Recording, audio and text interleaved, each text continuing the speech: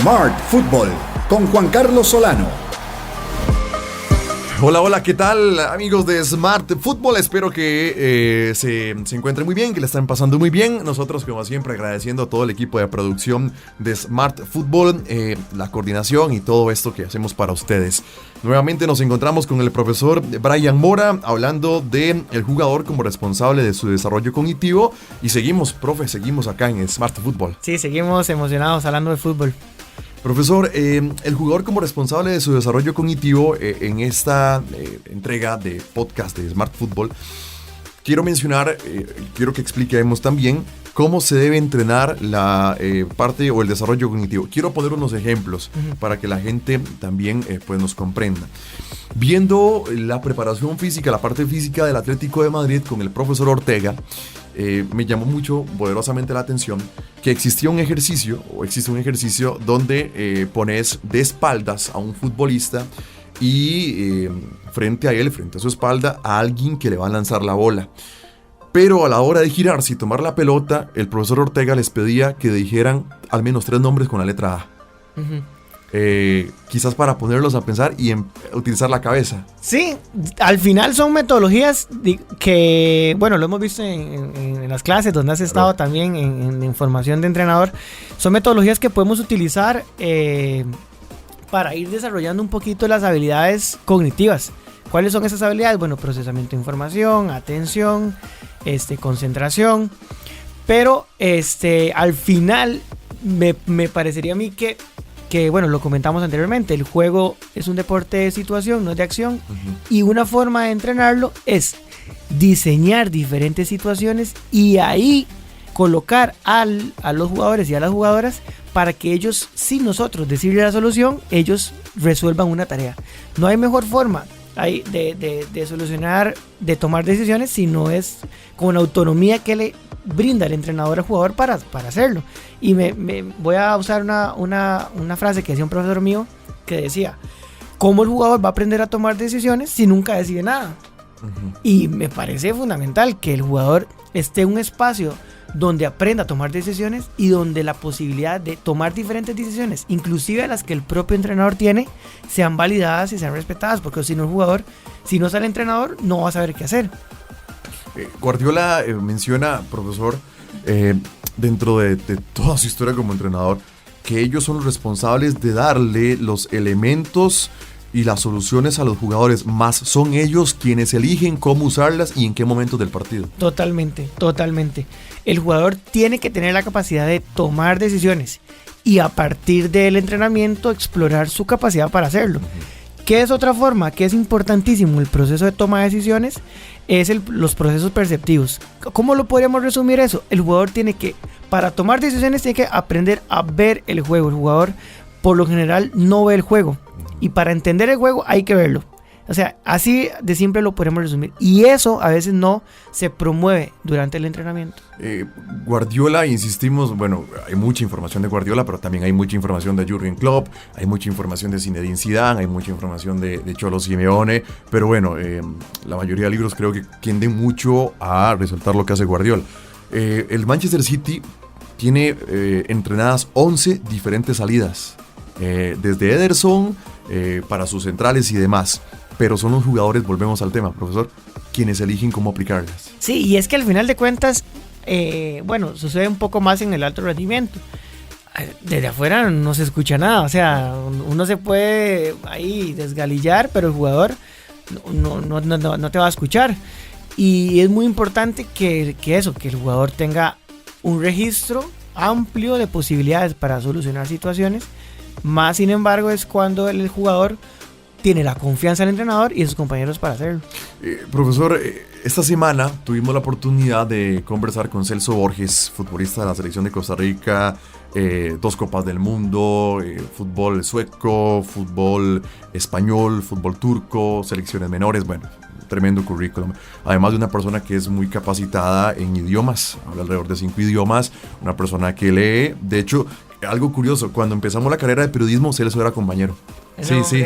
Bueno, tenemos 18 años, Celso estaba en el alto rendimiento de Saprissa y bueno, yo estaba en el alto rendimiento de la universidad como preparación periodística y bueno, parte académica.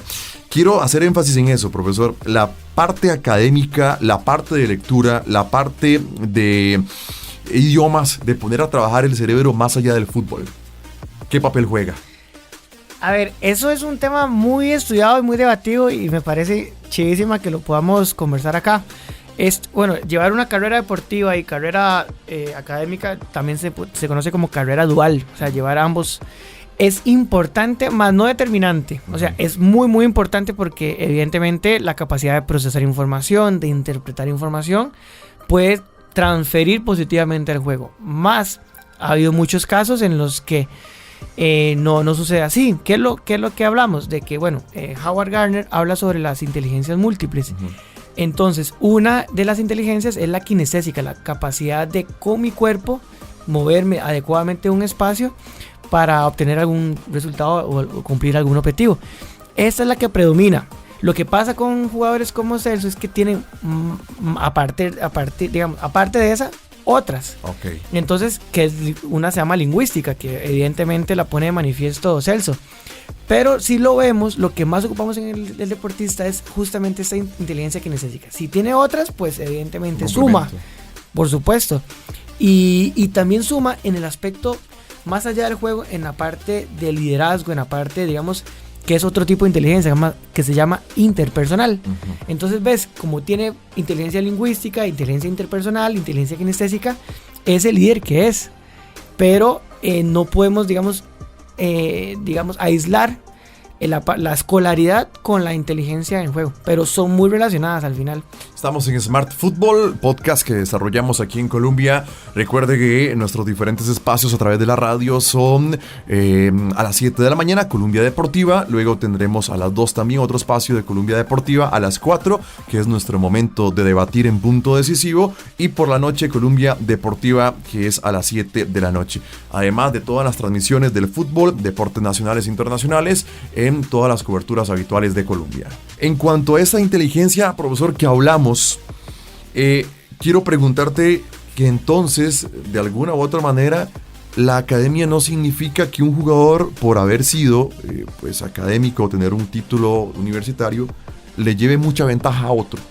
No podríamos, digamos, exponerlo como un factor determinante, más es sí importante.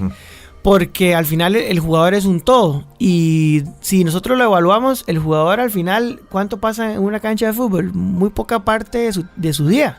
Al final sigue siendo una persona. Y entre más espacios y más capacidad tenga para desenvolverse en diferentes ambientes, tanto familiar, tanto académico, vamos a tener una persona mucho más equilibrada. Entonces al final el jugador es una persona. Claro. Y desde esa perspectiva es la cual debemos abordarlo. Si tenemos en las áreas de ajuste, que son las diferentes áreas que acabo de comentar, familiar, la parte personal, su parte académica o formativa, pues vamos a tener un ser humano mucho más equilibrado. Pero, digamos, académicamente, yo siempre pongo un ejemplo. Bueno, algunos profesores que yo he tenido han sido unos genios académicos, más no podrían ser nunca jugadores de fútbol. Entonces, a partir de ahí, analogías así tan simples es donde este equilibrio en todas las áreas conforman un mejor ser humano y por ende, un mejor deportista. Profesor, si hemos hablado de que el juego ahora prácticamente también, que es muy importante, que se juega con la cabeza, entonces de alguna u otra manera sí es como un aliciente que el jugador trabaje su cabeza. Sí, de hecho la parte psicológica viene siendo un área de este equipo multidisciplinario que rodea el deporte con un auge súper importante. De hecho, la capacidad de dar una conferencia, responderle a un periodista, claro, manejar sus emociones, inclusive manejar la propia ansiedad que comentabas anteriormente y la presión de patrocinadores, agentes, entrenadores y clubes. Entonces sí, entrenar la cabeza, yo no considero otra forma de concebir al deportista, sino es como un todo integrado. ¿Y cómo se hace, profesor, para que el jugador, aquí no estoy discriminando a quien no haya llevado educación, no, ni mucho menos, esto es una cuestión más bien para aprender, que resulta que las metodologías de entrenamiento ahora utilizan nombres muy sofisticados. y que resulta que aparece el entrenador y le va a hablar a los jugadores: hoy vamos a trabajar el principio de la progresión compleja, hoy vamos a trabajar el principio de la alternancia horizontal en especificidad. Y hay jugadores que dicen: Dios mío, ¿y esto qué? Sí. Al final, eso es muy interesante. En metodología, al final el jugador se tiene que encontrar en la cancha con situaciones para resolver. Es el entrenador el encargado de, sin decírselo al jugador, de llevarlo en esa metodología. Es decir, sistemáticamente cada semana el jugador encuentra niveles aumentados de complejidad en el entrenamiento. Eso responde al principio de progresión compleja. Pero si no, por ejemplo, si un día no superó la situación, será un error del entrenador poner una situación mucho más compleja. Claro. Entonces tal vez no se le dice al jugador cuál principio se está trabajando, más es el entrenador el encargado de cumplir esos principios en los entrenamientos. Al final lo que ocupamos es que el jugador sea mejor jugador de fútbol, no que se aprenda los principios. Claro. Y eso es fundamental, pero a veces el entrenador no cumple ni una ni otra. Al jugador no lo llevamos en la metodología, pero ni tampoco le interesa como seguir estos principios de la metodología. Una anécdota que me comentaron del fútbol, no voy a decir ni dónde, ni nada, solamente quiero comentarla, que el entrenador llamó a X jugador y le dijo: mira, hoy vamos a trabajar, vamos a hacer este ejercicio y vamos a hacer algo tan sencillo como se conoce el juego de pares y nones, ¿verdad? Ajá. Y explicó, y entonces el jugador le dice al entrenador: yo con mucho gusto lo hago, de verdad, quiero hacerlo, pero por favor explíqueme qué es. Y cositas como de ese tamaño, ¿verdad? Hablamos entonces de que ahí donde sí adquiere importancia, profesor, leerse un libro, descargar la aplicación de idiomas y practicar un poquito eso. Sí, suma. Es que sí, claramente, suma. Son simples hábitos, y el ser humano, más del 40% de lo que hacemos está rodeado de hábitos.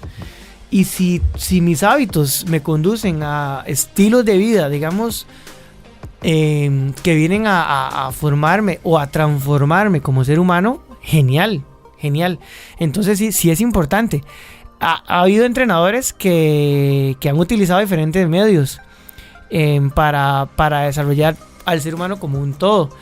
Pero sí es algo muy curioso de que de hecho creo que yo en mi experiencia he conocido jugadores o jugadoras muy interesadas en su formación complementaria, y creo que eso es un aliciente para lo que estamos a cómo está evolucionando el fútbol.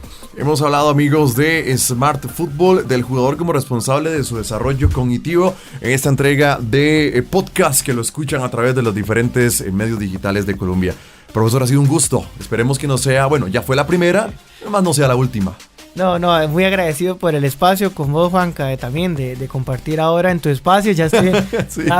Como colegas también, que ahora somos, porque has decidido ampliar tu formación y ha sido muy rica de esa perspectiva de la práctica. Gracias, profesor, y estoy seguro que volveremos más adelante.